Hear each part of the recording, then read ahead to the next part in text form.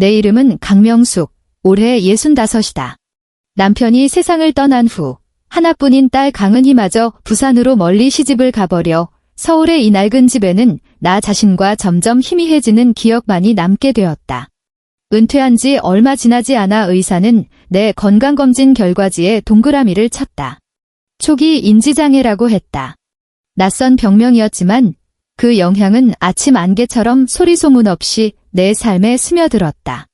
나는 가스불 끄는 걸 깜빡하기 시작했고 장을 보러 나갔다가 집으로 돌아오는 길을 잃어버렸으며 때로는 거울 속에 나를 멍하니 보며 이주름 가득한 늙은이가 누구인지 기억해내지 못하기도 했다. 아들 강우성과 며느리 박수진이 이른바 효도를 하겠다며 나선 것이 바로 그때쯤이었다.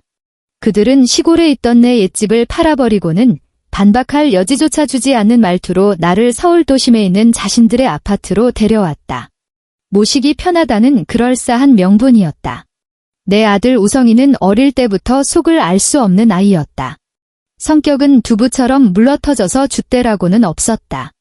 그래서 우리 집의 실질적인 가장은 며느리인 수진이었다.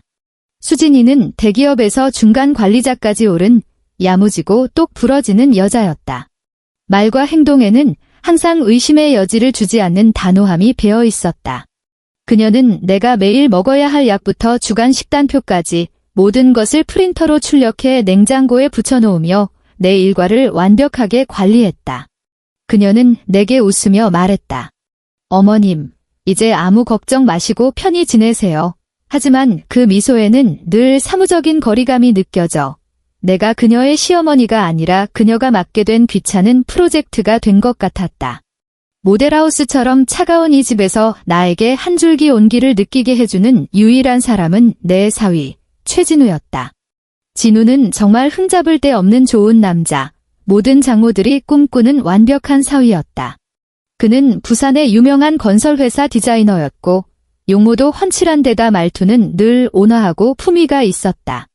몸은 멀리 떨어져 있었지만 내 곁에 있는 아들 녀석보다도 더 나를 챙겼다.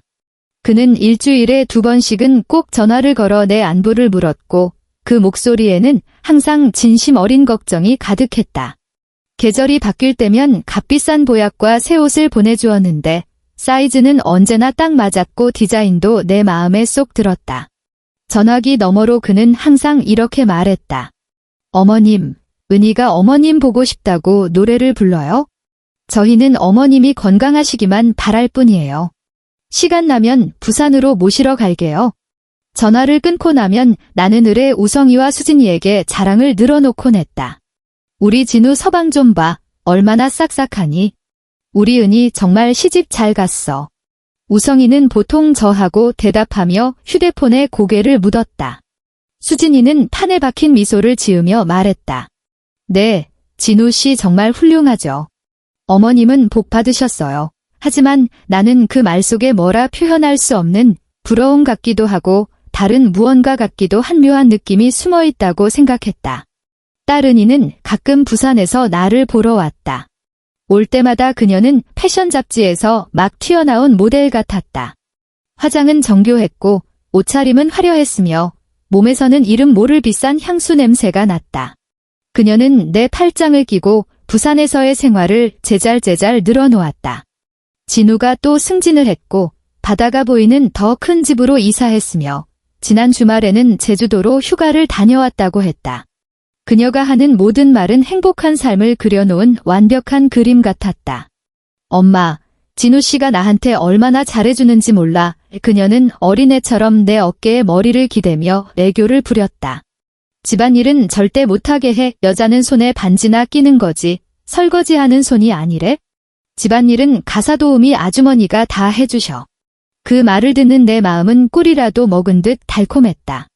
내 하나뿐인 딸, 손에 물 한 방울 안 묻히고 곱게 키운 내 딸이 자신을 계속 공주처럼 아껴줄 남자를 만났으니 이보다 더 만족스러울 수 있을까?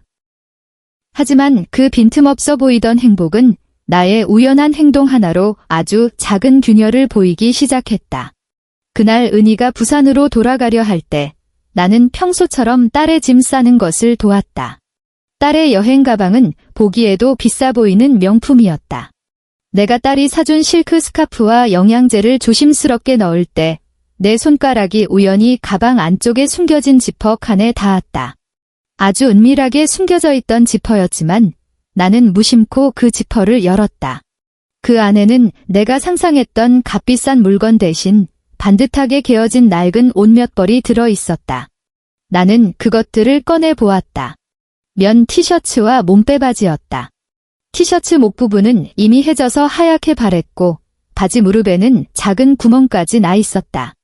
이 옷들은 내 딸이 입고 있는 값비싼 원피스와 너무나도 눈에 띄게 대조되었다. 그 옆에는 반쯤 쓴 컨실러가 하나 있었는데 길거리 화장품 가게에서나 살 수 있는 그런 평범한 브랜드였다. 내 심장이 쿵 하고 내려앉았다. 뭐라 설명할 수 없는 위화감이 가는 바늘처럼 내 심장을 찔렀다. 은희야, 이건 나는 낡은 티셔츠를 들어 보이며 최대한 아무렇지 않은 척 물었다. 딸은 화장대 앞에서 화장을 고치다 거울을 통해 나를 쳐다봤다. 얼굴에는 여전히 밝은 미소가 걸려 있었다. 아, 그녀는 몸을 돌려 아무렇지 않게 말했다. 집에서 일할 때 입는 옷이야. 새 옷 더러워지면 아깝잖아. 너는? 진우 서방이 집안일 못하게 한다며 내가 캐물었다. 아이고, 엄마 그녀가 웃으며 내 손에서 옷을 받아 다시 지퍼 칸에 쑤셔 넣었다. 남자들 말을 고지곳대로 믿으세요? 그렇다고 내가 진짜 손 하나 까딱 안 할 수는 없잖아요. 청소하거나 주방일 도울 때 헌 옷 입는 게 편하잖아요. 그 컨실러는 그냥 가끔 밤새웠을 때 다크서클 가리려고 쓰는 거고요. 그녀의 설명은 빈틈없이 완벽했고 지극히 합리적이었다. 나는 흠잡을 데 없는 그녀의 웃는 얼굴을 보며 나도 따라 웃을 수밖에 없었고 마음속의 의심을 꾹 눌러 담았다. 어쩌면 내가 너무 예민한 건지도 모른다. 이 늙은이가 머리가 점점 나빠져서 자꾸 헛생각을 하는 거겠지? 아들 집에 들어와 살게 된 후 나는 잠이 무척 얕아졌다. 아파트 방음이 좋지 않아 위층에서 나는 작은 소리에도 잠을 깨곤 했다. 그리고 바로 그 무렵 나는 아주 이상한 현상을 발견했다. 내 아들 우성이가 항상 한밤중에 빨래를 한다는 것이었다. 처음에는 내가 잘못 들었겠거니 했다.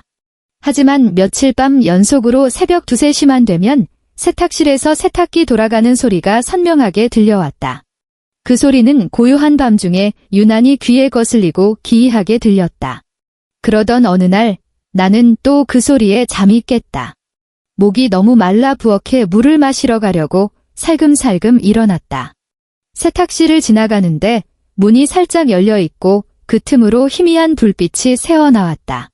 아들 우성이의 모습이 문틈으로 언뜻 보였는데 몹시 긴장한 듯 행동이 수상쩍었다. 호기심이 발동했다. 나는 조용히 다가가 좁은 문틈으로 안을 엿보았다. 그 순간 내 온몸에 피가 얼어붙는 것 같았다. 우성이가 세탁기 앞에 쪼그려 앉아 어떤 옷을 힘겹게 쑤셔 넣고 있었다. 그건 우리 집 식구의 옷이 아니었다. 질 좋은 남성용 셔츠였는데 짙은 남색의 디자인이나 브랜드를 보니 꽤 비싸 보였다. 그런데 그 셔츠에는 짙은 색의 얼룩이 잔뜩 묻어 있었다. 어떤 건 흙이었지만 어떤 건 불빛 아래서 어두운 붉은 빛에 말라붙은 자국을 띠고 있었다. 그건 피였다. 나는 그 셔츠를 뚫어져라 쳐다봤다. 끔찍한 생각이 머릿속을 스쳤다. 그 셔츠 디자인, 나는 똑똑히 기억하고 있었다. 지난달, 진우 서방이 내게 선물을 보내면서 은희와 함께 찍은 사진 한 장을 동봉했었다. 사진 속에서 그가 입고 있던 옷이 바로 이 셔츠였다. 왜 내 사위의 흙과 피로 얼룩진 셔츠가 내 아들의 세탁기 안에서, 그것도 새벽 3시에 도둑처럼 몰래 세탁되고 있는 걸까? 나는 너무 놀라 뒷걸음질 치다 비명을 지를 뻔했다. 나는 황급히 입을 틀어막고 비틀거리며 내 방으로 도망쳐 문을 걸어 잠갔다. 침대에 누웠지만 심장이 미친 듯이 뛰어 잠을 이룰 수 없었다. 그날 이후 내 마음속의 바늘은 칼이 되어 박혔다. 나는 아무렇지 않은 척하며 내 곁의 아들 내외를 관찰하기 시작했다. 나는 인지장애가 더 심해진 척 종종 그들 앞에서 앞뒤가 맞지 않는 말을 하거나 멍청한 행동을 했다. 나를 보는 그들의 눈빛은 처음에 약간의 짜증에서 점차 연민과 안도가 섞인 복잡한 감정으로 변해갔다. 아마도 이 정신나간 늙은이가 더 이상 자신들에게 아무런 위협이 되지 않는다고 생각하는 듯했다. 그들은 내 앞에서 서서히 경계를 풀었다. 그들은 나에게 서류에 서명해달라고 하는 일이 잦아졌다. 수진이는 따뜻한 우유 한 잔을 들고 와 가장 부드러운 목소리로 말했다. 어머님, 이거 은행에서 새로 나온 재테크 상품인데 이자가 높아서 적금보다 훨씬 이득이에요. 여기 서명만 하시면 나머지는 제가 다 알아서 해드릴게요. 우성이는 옆에서 거들었다. 맞아요, 엄마. 수진이가 전문가니까 걔 말 들으면 돼요. 나는 빽빽한 약관을 이해 못하는 척하며 그들이 지정해준 곳에 순순히 내 이름을 적었다. 강명숙, 강명숙, 강명숙. 내 이름이 내가 전혀 알아볼 수 없는 서류들 위에 몇 번이고 찍혔다. 하지만 나는 그들이 한눈 파는 틈을 타 휴대폰으로 그 서류들의 제목과 주요 조항들을 몰래 찍어두었다. 밤이 되면 나는 돋보기를 끼고 방에서 다른 낡은 휴대폰으로 그 금융 용어들의 뜻을 하나하나 찾아보았다. 결과는 나를 얼음 구덩이에 처박았다. 그것들은 재테크 서류 같은 게 아니었다. 하나같이 재산증여 계약서와 위임장이었다. 내가 옛집을 판 돈, 내 연금, 내 모든 재산이 내가 직접 서명한 이 서류들을 통해 조금씩 합법적으로 강우성과 박수진의 이름으로 넘어가고 있었다. 그들은 내 돈을 빼돌리는 것뿐만 아니라 내 모든 것을 통제하려 하고 있었다. 나는 몰래 찍은 사진과 찾아본 자료들을 암호화된 폴더에 저장했다. 휴대폰 화면 너머로 거실에서 웃고 떠드는 그들 부부의 모습을 보며 내 마음은 차갑게 식어갔다. 마침내 어느 주말 아침 나는 모든 것을 터뜨리기로 결심했다. 나는 인쇄한 주요 계약서 사본 몇 장을 그들 앞식탁에 내던졌다. 이게 뭐야? 분노로 목소리가 가늘게 떨렸다. 수진이의 얼굴에서 미소가 순간 굳어졌다. 그녀는 서류를 한번 쳐다보고 나를 쳐다봤다. 눈빛에 당황한 기색이 스쳤지만 금세 평정을 되찾았다. 어머님, 왜 이러세요? 이거 그냥 재테크 서류잖아요. 제가 설명해 드렸잖아요. 재테크. 내 돈을 전부 너희들 명의로 돌리는 게 재테크야. 나는 계약서의 증여 조항을 손가락으로 가리키며 한자 한자 따져 물었다. 박수진, 내가 정말 아무것도 모르는 노망난 늙은이인 줄 알아? 줄곧 침묵하던 우성이가 아내가 추궁당하는 것을 보고 마침내 입을 열었다. 말투에는 애원이 섞여 있었다. 엄마, 이러지 마세요. 수진이도 우리 좋으라고 그런 거예요. 나 좋으라고? 아니면 너희들 좋으라고?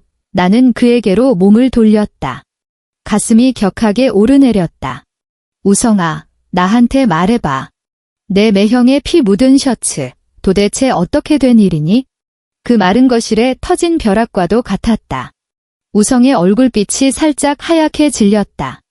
그는 겁에 질려 나를 보며 입술을 파르르 떨 뿐 한마디도 하지 못했다. 수진이의 안색도 변했다. 그녀는 날카롭게 소리쳤다. 어머님, 지금 무슨 헛소리를 하시는 거예요? 무슨 피 묻은 옷이요? 또 정신이 오락가락하세요? 내가 정신이 없어? 내가 보기엔 너희들이 제일 정신 나갔어. 나는 모든 분노와 공포를 토해냈다. 너희들은 날 바보 취급하면서 내 재산을 빼돌렸어. 그리고 그 개자식 범죄까지 감싸주고. 도대체 뭘 어쩌자는 거야? 그때 겁쟁이처럼 움츠려 있던 강우성이 갑자기 폭발했다. 그는 벌떡 일어나 벌개진 눈으로 처음으로 내게 고함을 질렀다. 엄마, 제발 좀 상관하지 마세요. 네? 그는 내게 달려들어 팔을 붙잡고 문 밖으로 나를 거칠게 밀어냈다. 그의 힘은 놀랄 만큼 셌고 나는 휘청거리며 현관에서 넘어질 뻔했다. 그냥 여기 얌전히 처박혀 계세요. 우리한테 패 끼치지 말고. 은희 누나 일이든 진우 형 일이든 엄마랑은 상관없는 일이라고요. 그는 흉측한 얼굴로 악을 썼다. 수진이는 그의 뒤에서 팔짱을 낀 채 차갑고 승리감에 찬 냉소를 띠고 있었다. 그녀는 낯선 사람을 보는 듯한 눈빛으로 나를 보며 한자 한자 또박또박 말했다. 어머님, 아직도 상황 파악이 안 되시나 보네요. 이 집에서 어머님은 그냥 외부인이에요. 저희가 모셔주는 것만으로도 감사하게 생각하셔야죠. 본인 앞가림이나 잘하세요. 우리한테 패나 끼치지 마시고. 외부인. 패. 그 순간 내 심장은 완전히 얼어붙었다. 분노로 일그러진 아들의 얼굴과 차갑게 지켜보는 며느리를 보자 갑자기 모든 분노와 슬픔이 사라졌다. 내 얼굴에 천천히 미소가 번졌다. 그래, 나는 웃었다. 나는 더 이상 따지지도 울부짖지도 않았다. 그저 우성이가 흐트러뜨린 옷깃을 정리하고 그들을 차분히 한번 쳐다본 뒤 몸을 돌려 문을 열고 나갔다. 그들은 아마도 이 침에 걸린 미친 늙은이가 마침내 자기들한테 제압당했고 현실을 깨닫고 굴복했다고 생각했을 것이다. 그들은 몰랐다. 내 등 뒤에서 문이 쾅 하고 닫혔을 때 진정한 전쟁은 이제 막 시작되었을 뿐이라는 것을. 나는 집으로 돌아가지 않았다. 한치의 망설임도 없었다. 나는 곧장 아파트 아래 도로로 나가 택시를 잡아타고 서울역으로 향했다. 질주하는 택시 안에서 창밖의 고층 빌딩들이 빠르게 스쳐 지나갔지만 내 마음은 전례 없이 평온하고 명료했다. 인지장애라는 안개에 갇혀있던 혼란스러운 생각들이 날카로운 칼에 베인 듯 갈라지며 모든 단서가 하나로 이어졌다. 딸의 여행 가방 속 낡은 옷과 컨실러, 한밤중 세탁기 안에 피 묻은 셔츠, 내 재산을 탐내던 아들과 며느리의 탐욕스러운 얼굴, 그리고 전화기 너머로 들려오던 은희의 지나치게 완벽한 행복에 대한 묘사까지 모든 것이 하나의 끔찍한 진실을 가리키고 있었다. 내 딸, 내 은희가 지옥 같은 고통을 겪고 있다. 그리고 내 아들은 공범이었다. 거대한 공포가 나를 사로잡았다. 손발이 차가워지고 숨결마저 떨려왔다. 나는 주머니에서 휴대폰을 꺼내 떨리는 손으로 은희의 번호를 눌렀다. 전화는 연결되었지만 수화기에서는 차갑고 반복적인 기계음만 흘러나왔다. 지금은 전화를 받을 수 없어. 비소리 후 다시 걸어봤지만 결과는 같았다. 내 심장이 점점 가라앉았다. 딸에게 무슨 일이 생긴 걸까? 그 개자식한테 감금이라도 당한 걸까? 그가 뭔가를 눈치챈 걸까? 수많은 끔찍한 생각들이 머릿속을 헤집어 나를 미치게 할 것 같았다. 역에 도착하자마자 나는 부산으로 가는 가장 빠른 KTX 표를 샀다. 대합실에 앉아 억지로 마음을 진정시켰다. 이대로 무작정 부산으로 달려가 그들 집 앞에서 소란을 피울 수는 없다. 최진우 그 인간은 치밀하고 악랄한 놈이다. 내가 섣불리 나타났다가는 은희를 구하기는커녕 우리 모녀 모두를 더 위험한 상황으로 몰아넣을 수도 있다. 만반의 준비를 해야 한다. 그 악마에게 들키지 않고 은희에게 접근해 딸의 상황을 직접 확인할 수 있는 방법을 찾아야 한다. 내 시선은 대합실을 오가는 사람들 사이를 헤매다 구석에서 바닥을 닦고 있는 청소부 아주머니에게 멎었다. 그녀는 회색 작업복을 입고 모자와 마스크를 쓴 채 고개를 숙이고 묵묵히 일하고 있었다. 아무도 그녀에게 눈길 한 번 주지 않았다. 대담한 계획 하나가 내 머릿속에서 빠르게 형태를 갖추기 시작했다. 2시간 남짓 지나 열차는 부산에 도착했다. 나는 딸이 사는 해운대의 고급 아파트로 가지 않고 곧장 부산에서 가장 낡고 복잡한 남포동으로 택시를 타고 갔다. 그곳에는 부산에서 가장 큰 인력 시장이 있었고 매일 새벽이면 일자리를 기다리는 수많은 사람들이 모여들었다. 나는 눈에 띄지 않는 구석에서 중고 작업복을 파는 작은 가게를 찾았다. 몇만 원을 주고 낡은 청소부 유니폼 한 벌과 모자, 고무장갑, 그리고 흙이 묻은 낡은 장화 한 켤레를 샀다. 그 차림으로 갈아입고 가게에 먼지 낀 거울에 나를 비춰보았다. 거울 속에는 희끗희끗한 머리에 초췌한 얼굴, 구부정한 등을 한 누가 봐도 생계를 위해 고단하게 일하는 밑바닥 청소부의 모습이 있었다. 누구도 이 모습을 보고 서울의 고급 아파트에 살던 은퇴한 노부인을 떠올리지는 못할 것이다. 다음은 어떻게 딸이 사는 아파트 단지에 잠입하느냐였다. 은희가 자기가 사는 아파트 이름이 스카이캐슬이라고 했던 기억이 났다. 부산의 유명한 부촌으로 보안이 아주 철저하다고 했다. 나는 먼저 아파트 근처의 작은 식당에 들어가 돼지국밥 한 그릇을 시켰다. 천천히 밥을 먹으며 옆 테이블 사람들의 대화에 귀를 기울였다. 얼마 지나지 않아 아파트 관리사무소 직원으로 보이는 몇몇 사람들의 대화에서 내가 원하는 정보를 얻을 수 있었다. 스카이캐슬의 관리사무소에서 최근 청소 아주머니 2분이 장기 휴가를 내는 바람에 일손이 부족해 임시 일용직을 구하고 있다는 것이었다. 이건 하늘이 내린 기회였다. 나는 즉시 젓가락을 내려놓고 그들 테이블로 다가가 짙은 경상도 사투리, 젊었을 때 부산 친구에게 배운 것이었다. 를 쓰며 비굴하게 웃었다. 아이고, 행님들, 죄송합니다. 제가 들으니까 스카이캐슬에서 임시 청소부 구한다 하던데 저 좀 써주시면 안 될까에? 제가 손도 빠르고 굳은 일 다 잘합니다. 그들은 나를 위아래로 훑어보았다. 내 옷차림과 세상 풍파다 겪은 얼굴을 보고는 별 의심을 하지 않는 듯 했다. 그중 반장쯤으로 보이는 남자가 귀찮다는 듯 손을 저으며 말했다. 마침 사람 필요한데 내일 아침 8시에 관리사무소로 와서 김 반장 찾으소. 신분증 챙겨오고. 신분증. 심장이 덜컥했다. 강명숙의 신분으로는 안 된다. 나는 즉시 더 비굴한 미소를 지으며 주머니에서 꼬깃꼬깃한 10,000원짜리 한 장을 꺼내 그 반장의 손에 쥐어주었다. 행님, 제발 좀 봐주이소. 제가 며칠 전에 신분증을 잃어버리갖고 아직 재발급을 못 받았거든요. 좀 봐주시면 안 되겠습니까? 제가 진짜 돈이 급해서 그럽니다. 그 남자는 손안의 돈을 가늠해보더니 내 풍상 겪은 얼굴을 한 번 보고는 마침내 귀찮다는 듯 손을 휘저었다. 알았어. 내일 일단 와서 일이나 하소. 참말로 귀찮게 하네. 조마조마했던 마음이 드디어 놓였다. 다음 날 아침, 나는 정시에 스카이캐슬 관리사무소에 나타났다. 김 반장이라는 40대 중년 여성은 내게 몇 가지 간단한 질문을 하더니 바로 일을 배정해 주었다. C동 7층부터 12층까지의 공용구역 청소였다. 내 심장이 다시 한번 미친 듯이 뛰었다. 은인의 집은 C동 10층에 있었다. 나는 청소용품이 가득 담긴 카트를 밀고 엘리베이터를 타고 10층으로 올라갔다. 복도에는 두꺼운 카페트이 깔려 있어 발소리 하나 나지 않았다.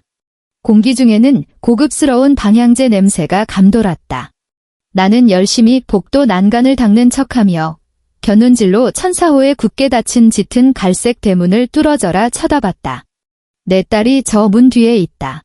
지금 어떤 모습으로 있을까? 나는 감히 가까이 다가가지 못하고 복도 창문을 닦는 척하며 몰래 딸의 집 쪽을 바라보았다. 내가 선 각도에서 딸의 집 베란다 한쪽이 보였다. 그 순간 내 숨이 멎었다. 베란다 빨랫줄에 옷 몇 벌이 떡하니 걸려 있었다. 목이 늘어나 하얗게 바른 티셔츠 한 장, 무릎이 다른 몸빼바지 한 장, 바로 내가 은희의 여행 가방 속 숨겨진 공간에서 발견했던 그것들이었다. 그것들은 마치 소리 없는 항이의 깃발처럼 외롭게 널려 있었다. 바로 그때 베란다 유리문이 열렸다. 마른 몸의 한 여인이 걸어 나왔다. 은희였다. 그녀는 긴 소매에 홈웨어를 입고 마른 빨래를 걷고 있었다. 바닷바람이 불어 그녀의 소매를 걷어 올렸고 나는 똑똑히 보았다. 그녀의 가느다란 팔뚝에 크고 작은, 짙고 옅은 멍 자국들이 가득한 것을. 어떤 것은 시퍼렇고 어떤 것은 이미 누렇게 변해 있었다. 새로운 상처와 오래된 상처가 뒤섞여 있는 것이 분명했다. 내 심장은 보이지 않는 거대한 손에 꽉 움켜쥐어진 듯 숨쉬기조차 힘들 정도로 아팠다. 은희는 빨래를 걷어 거실로 들어갔다. 먼지 하나 없이 깨끗한 통유리창 너머로 거실 풍경이 보였다. 나의 완벽한 사위 최진우는 황제처럼 소파에 다리를 꼬고 앉아 커피를 마시며 TV를 보고 있었다. 은희는 걷어온 옷을 깨어 그에게 다가가 무언가 나지막이 말했다. 나는 그녀의 표정을 볼 수 없었지만 최진우의 반응은 똑똑히 보았다. 그는 고개도 돌리지 않은 채 그저 귀찮은 파리 한 마리를 쫓아내듯 손을 휘저을 뿐이었다. 은희의 몸이 눈에 띄게 굳어지더니 말없이 몸을 돌려 주방으로 들어갔다. 그 순간 모든 위장이 산산조각 났다. 집안일은 못하게 한다느니 공주처럼 아껴준다느니 하는 것들은 모두 새빨간 거짓말이었다. 이 화려한 집에서 내 딸은 그저 제멋대로 학대당하는 이름 없는 노예에 불과했다. 나는 당장이라도 달려들어가 딸을 그 악마의 소굴에서 끌어내고 싶었지만 그럴 수 없다는 것을 알았다. 나는 맨손이었고 저 남자는 엘리트의 탈을 쓴 짐승이었다. 나는 냉정해야만 했다. 만에 하나 실패가 없는 기회를 찾아야만 했다.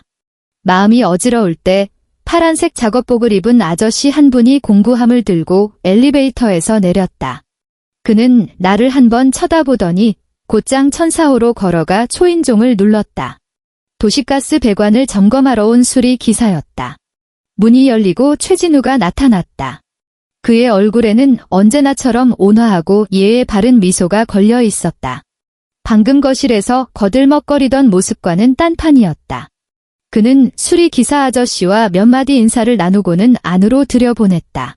나는 반대편 벽을 닦는 척하며 귀를 쫑긋 세우고 안의 동태를 살폈다. 10여 분이 지났을까 수리 기사 아저씨가 공구함을 들고 나왔다. 최진우는 그를 문 앞까지 배웅하며 여전히 정중한 태도를 보였다. 문이 닫힌 후 수리 기사 아저씨가 내 쪽으로 걸어왔다. 내 곁을 지나갈 때 그는 갑자기 걸음을 멈추고 목소리를 낮춰 거의 들리지 않을 정도의 소리로 내게 말했다. 아주머니. 나는 깜짝 놀라 고개를 들었다. 아저씨의 눈에는 동정과 안타까움이 가득했다. 그는 나를 보다가 굳게 닫힌 문을 한번 돌아보고는 나지막이 말했다. 아주머니, 이 집 사모님 어머니 되시죠? 두 분이 참 많이 닮으셨네요. 내 심장이 철렁했다. 그는 말을 이었다. 제가 저번에 점검하러 왔을 때 남편이 아내를 때리는 걸 봤어요. 벽으로 밀치는데 쿵쿵 소리가 나더라고요. 저 남자 완전 악마예요. 빨리 따님 데리고 도망가세요. 이러다 맞아 죽겠어요. 그 말을 남기고 그는 동정 어린 눈빛으로 나를 한 번 본 뒤 한숨을 쉬며 서둘러 엘리베이터에 탔다. 엘리베이터 문이 천천히 닫히며 그의 동정 어린 시선이 사라졌다. 나는 그 자리에 서서 손에 쥔 걸레를 꽉 쥐었다. 손톱이 손바닥을 깊이 파고들었다.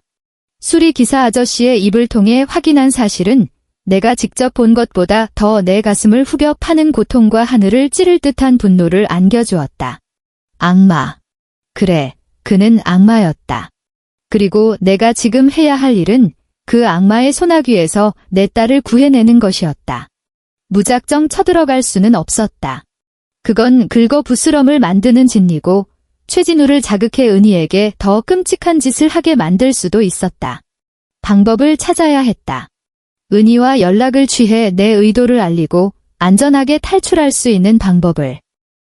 나는 청소 카트를 밀고 복도를 오가며 머리를 빠르게 굴렸다.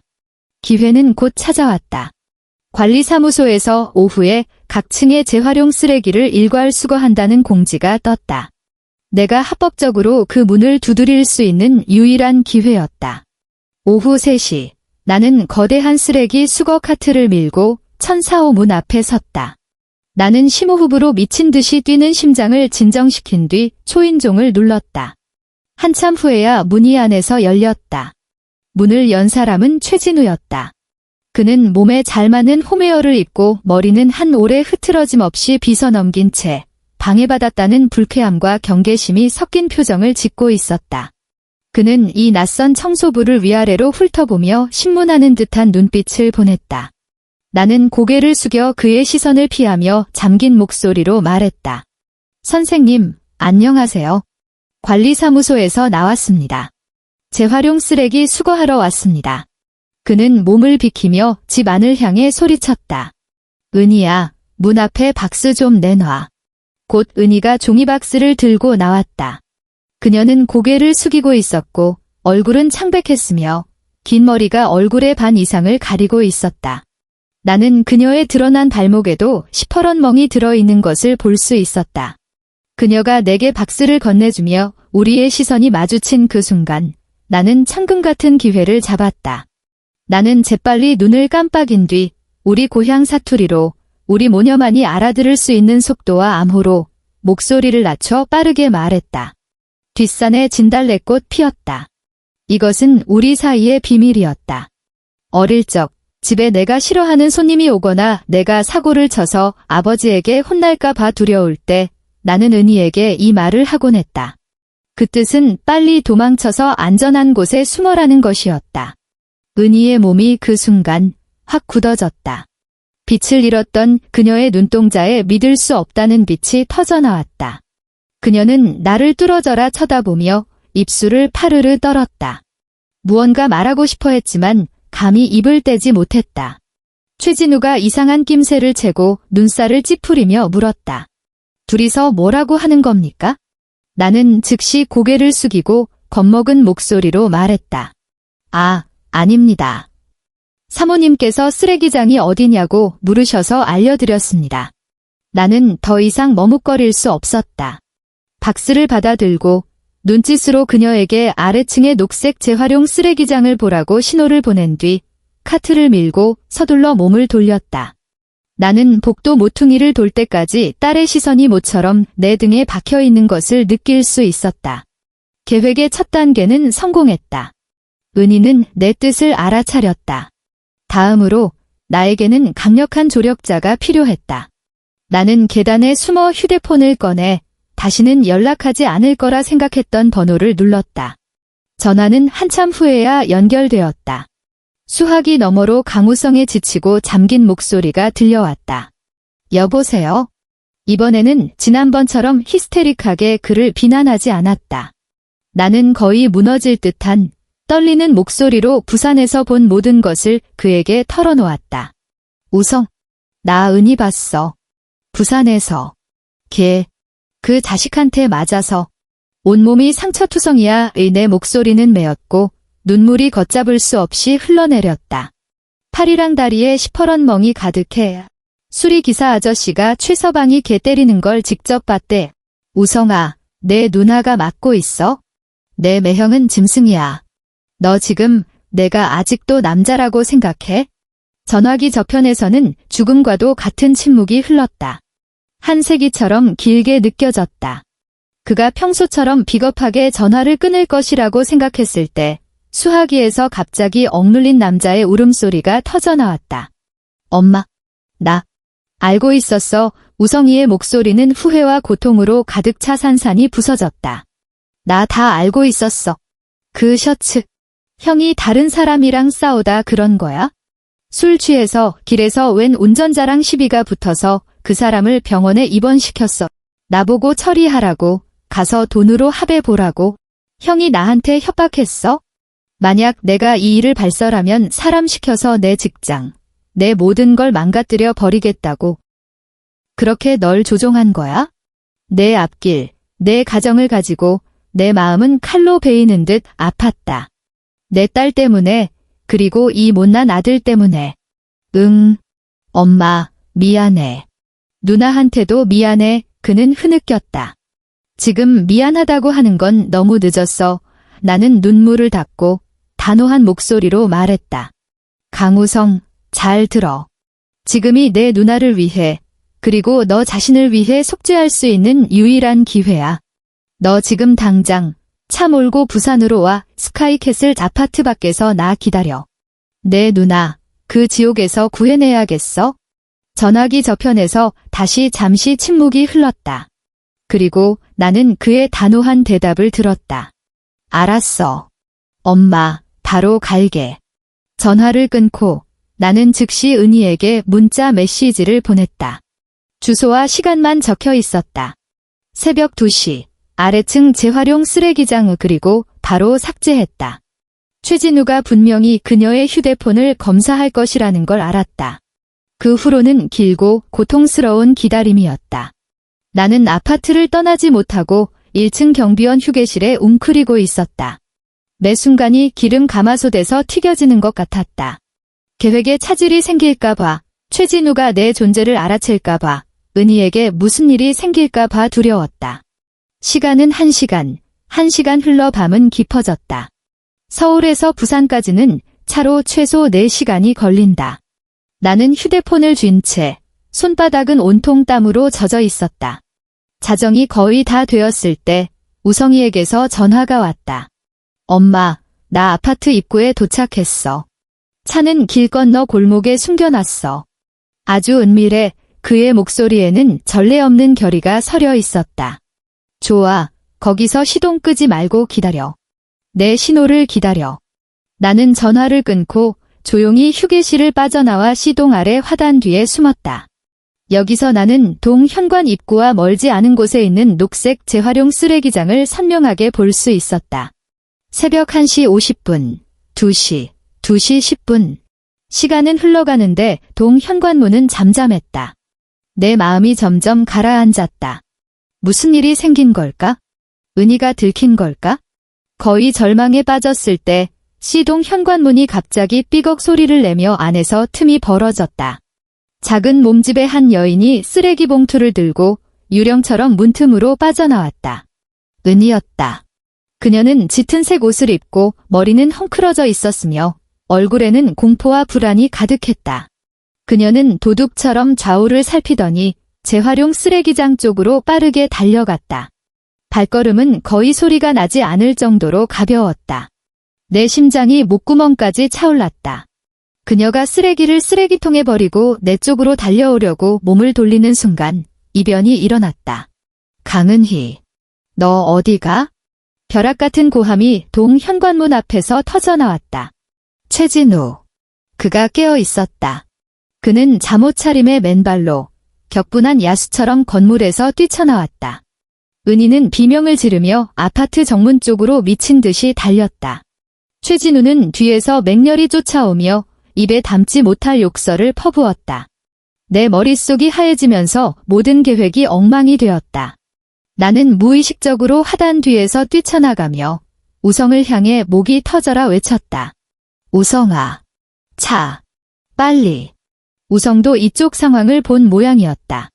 내가 소리치는 것과 거의 동시에 골목에 서 있던 검은색 승용차가 활시위를 떠난 화살처럼 맹렬히 튀어나와 멋진 드리프트로 은희 앞에 정확히 멈춰섰다. 쾅 소리와 함께 문이 열리고 우성이가 벌개진 눈으로 은희에게 소리쳤다. 누나, 타. 은희는 거의 구르다시피 조수석으로 기어 들어갔다. 나도 온 힘을 다해 뒷좌석 문을 열고 몸을 던졌다. 출발해. 나는 우성을 향해 고함을 질렀다. 차가 출발하는 순간 최진우도 따라잡았다. 그는 미친 듯이 차창을 두드리며 흉측한 얼굴로 포효했다. 강은희, 이 쌍년. 도망가. 내가 내년 집안을 다 죽여버릴 거야. 우성이가 엑셀을 끝까지 밟자 차는 굉음을 내며 앞으로 튀어나갔고 최진우를 뒤에 멀찌감치 버려두었다. 나는 백미러를 통해 그가 막다른 길에 몰린 짐승처럼 제자리에서 미친 듯이 발을 구르며 욕하는 모습을 보았다. 그의 모습은 점점 작아지다가 밤속으로 사라졌다. 차는 텅 빈 고속도로를 질주했다. 우리 세모자, 마침내 그 지옥에서 탈출했다. 차 안은 죽음과도 같은 정적이 흘렀다. 오직 은희의 억눌린 941생의 흐느낌과 우성이의 거친 숨소리만이 들려왔다. 나는 고개를 돌려 빠르게 스쳐 지나가는 밤 풍경을 보며 마침내 나도 눈물을 흘리고 말았다. 우리는 자유로워졌다. 차는 밤새 달려 서울로 돌아왔다. 날이 밝을 무렵 우리는 우성이네 집으로 가지 않고 외진 모텔을 찾아 묵었다. 이곳은 복잡한 사람들이 드나들어 오히려 가장 안전한 곳이었다. 자리를 잡자마자 최진우의 전화가 미친 듯이 걸려왔다. 처음에는 은희에게 걸려왔다. 은희는 휴대폰 화면에 뜨는 이름을 보고 온몸을 떨며 한마디도 하지 못했다. 나는 그녀의 손에서 휴대폰을 받아들고 우성이에게 차분하게 말했다. 스피커폰 켜고 내 휴대폰 녹음 기능도 켜. 우성이는 잠시 망설였지만 시키는 대로 했다. 나는 통화 버튼을 눌렀다. 강은희. 이 시발년 어디로 기어들어갔어? 전화기 저편에서 최진우의 격앙된 포효가 터져나왔다. 내가 도망칠 수 있을 것 같아. 내가 말하는데 내가 하늘 끝까지 도망가도 내가 잡아올 거야. 너랑 그 늙어빠진 내 엄마, 그리고 그 병신 같은 내 동생, 내가 하나도 가만 안 둬. 나는 아무 말 없이 조용히 듣고만 있었다. 그는 이쪽에서 반응이 없자 더욱 흥분했다. 당장 기어들어와. 당장. 안 그러면 내가 처맞아서 멍든 사진, 내 회사 동료들한테 다 뿌려버릴 거야. 그리고 내 동생이 공금 횡령해서 내 도박빚 갚아준 것도 다 까발려서 이 새끼 평생 서울에서 발도 못 붙이게 만들 거야. 그리고 그 치매 걸린 내 엄마, 내가 사람 시켜서 제일 더러운 정신병원에 쳐넣어서 평생 거기서 썩게 만들 수 있다는 거 몰라? 그 말을 듣자 우성이의 얼굴이 새하얗게 질리고 몸이 걷잡을 수 없이 떨렸다. 은희는 더욱 몸을 웅크리며 소리 없이 눈물을 흘렸다. 나는 딸의 차가운 손을 잡고 전화기에 대고 아주 차분한 목소리로 한자 또박또박 말했다. 최진우, 당신이 한 말, 우리 다 녹음해놨어. 전화기 저편이 순간 조용해졌다. 나는 그의 당황하고 놀란 표정을 상상할 수 있었다. 나는 말을 이었다. 가정폭력, 협박, 공갈. 그리고 방금 당신 입으로 직접 인정했지. 내 아들을 조종해서 당신 뒤치다꺼리를 시켰다고. 최진우, 당신의 모든 죄증이 지금 내 손에 있어? 아직도 당신이 우리를 위협할 수 있을 것 같아. 너희 늙은 여우 같은 년, 그는 상황 파악이 된 듯 믿을 수 없다는 공포와 허세 섞인 위협을 목소리에 담아 소리쳤다. 내가 감히 경찰에 신고하면 우린 경찰에 신고하는 걸로 안 끝나. 소송도 할 거야. 나는 그의 말을 끊고 얼음장처럼 차가운 목소리로 말했다. 은희는 당신과 이혼할 거고 당신은 빈손으로 쫓겨나게 될 거야. 나는 당신이 저지른 짓에 대해 가장 뼈아픈 대가를 치르게 할 거야. 당신은 평생 감옥에서 썩을 준비나 해. 그 말을 끝으로 나는 바로 전화를 끊고 전원을 끄고 유심칩을 뽑아버렸다. 방 안은 온통 정적에 휩싸였다. 우성이와 은희는 마치 나를 처음 보는 사람처럼 충격적인 눈으로 나를 쳐다봤다. 그들의 눈에 나는 항상 보살핌이 필요하고 심지어는 정신이 흐릿한 어머니였다. 그들은 가장 위급한 순간에 자신들이 짐이라고 생각했던 내가 그들을 위해 하늘을 떠받칠 줄은 상상도 못했을 것이다. 나는 그들을 보며 천천히 말했다. 걱정 마라. 엄마가 있잖니. 하늘이 무너질 일은 없어. 다음 날 아침, 나는 조금도 지체하지 않았다. 나는 은희를 데리고 가장 가까운 병원으로 갔다. 의사는 그녀의 상처를 자세히 진단하고 여러 장에 달하는 진단서를 발급해 주었다. 진단서에는 그녀의 몸에 있는 모든 새로운 상처와 오래된 상처가 상세히 기록되어 있었고 장기간 여러 차례에 걸친 둔기 및 외력에 의한 상해라는 결론이 내려져 있었다. 그 흰 종이 위의 검은 글씨들은 마치 날카로운 칼날처럼 내 눈을 찔렀다. 이 확실한 증거를 들고 우리는 경찰서로 들어갔다. 경찰의 질문에 은희는 처음에는 겁을 먹고 말을 더듬었다. 나는 계속 그녀의 손을 잡고 눈빛으로 격려했다. 점차 수년간 쌓여온 그녀의 공포, 억울함, 고통이 마침내 터져나올 출구를 찾았다. 그녀는 울면서 최진우가 그동안 자신에게 저지른 온갖 만행을 털어놓았다. 처음에 정서적 학대에서 시작해 나중에는 욕설과 폭력, 그리고 마지막에는 거리낌 없는 구타까지. 그는 폭력을 행사한 후에는 항상 무릎을 꿇고 빌며 눈물로 참회했고 마음 약한 은희는 번번이 용서해 주었다. 결국 폭력은 일상이 되었고 그녀는 완전히 무감각해져 도망칠 용기조차 잃어버렸다. 이어서 나는 내가 녹음한 통화 녹음 파일을 경찰에 제출했다. 최진우의 위협과 협박이 가득한 포효가 조사실에 울려 퍼지자 그 자리에 있던 모든 경찰의 얼굴이 무겁게 굳어졌다.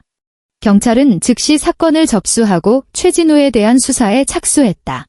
동시에 나는 서울 최고의 변호사를 선임하여 두 건의 소송을 동시에 제기했다. 첫 번째는 은희를 대신한 이혼 소송으로 우리는 최진우가 위자료 한 푼 없이 이혼당하고 막대한 정신적 피해 보상금을 지불할 것을 요구했다. 두 번째는 내가 직접 제기한 소송으로 나는 사기와 협박을 이유로 내 아들 강우성과 며느리 박수진을 고소하여 내가 이전에 서명한 모든 재산증여 계약이 무효임을 선고해달라고 요구했다. 내가 두 번째 소장의 사본을 우성이에게 건넸을 때 그는 그 몇 장의 종이를 들고 손을 심하게 떨었다. 그는 고개를 들어 부끄러움 가득한 얼굴로 나를 보며 입술을 달싹였다. 엄마. 우성아. 나는 그를 차분히 바라보며 말했다. 내가 널 고소하는 건 복수하려는 게 아니야. 원래 우리 것이었던 걸 되찾기 위해서야. 그리고 내가 비겁함과 방관도 죄라는 걸 깨닫게 하기 위해서야. 너는 내가 저지른 잘못에 대해 응당한 책임을 져야 해. 최진우의 사건은 증거가 명백하여 곧 큰 사회적 파장을 일으켰다. 겉모습은 화려하고 성공한 엘리트 디자이너가 뒤에서는 아내에게 상습적으로 폭력을 행사한 악마였다는 사실. 이 엄청난 반전은 언론과 대중을 경악하게 했다. 완벽한 사위의 위선적인 가면이 완전히 벗겨지고 집안의 치부가 세상에 드러났다. 그가 다니던 건설회사는 기업 이미지를 지키기 위해 즉시 성명을 내고 그를 해고했다. 하룻밤 사이에 그는 전도유망한 사회 엘리트에서 모두가 손가락질하는 사회의 쓰레기로 전락했다. 그는 법의 엄중한 처벌을 받아야 할 뿐만 아니라 막대한 배상금도 지불해야 했다. 그의 명의로 된 부동산과 예금은 모두 법원에 의해 동결되었다. 그의 인생은 완전히 망가졌다. 그리고 내가 아들과 며느리를 고소한 사건도 재판이 열렸다. 법정에서 박수진은 최고의 변호사를 선임하여 그 재산증여 계약이 내가 정신이 멀쩡한 상태에서 자발적으로 서명한 것이므로 합법이라고 주장했다. 그러나 내 아들 강우성은 모든 사람의 주목을 받으며 증인석에 섰다. 그는 자신을 변호하지도 아내처럼 교묘하게 말을 꾸미지도 않았다. 그는 공범으로서 판사 앞에서 최진우의 모든 범죄를 증언했고 또한 자신이 어떻게 최진우의 위협과 유혹에 넘어가 점차 공범으로 전락했는지 그리고 아내 박수진과 공모하여 내 병세를 이용하여 내 신뢰를 얻고 불평등한 계약서에 서명하게 했는지를 하나하나 인정했다. 그는 마지막에 흐느끼며 내 쪽을 향해 깊이 고개를 숙였다. 엄마, 죄송합니다. 그 순간 나는 평생을 비겁하게 살아온 그의 허리가 마침내 꼿꼿이 펴지는 것을 보았다. 결국 법원은 우성이의 증언을 채택하고 내가 제출한 다른 증거들을 종합하여 모든 재산 증여 계약이 무효라고 판결했다. 그들에게 넘어갔던 내 재산은 다시 내게로 돌아왔다. 판결 결과가 나온 순간 박수진의 얼굴은 잿빛이 되었다. 그녀는 아마도 자신이 평생 손바닥 위에서 주무르던 남편이 가장 결정적인 순간에 배신할 줄은 상상도 못했을 것이다. 그녀는 미련 없이 즉시 우성이와 이혼 수속을 밟았다.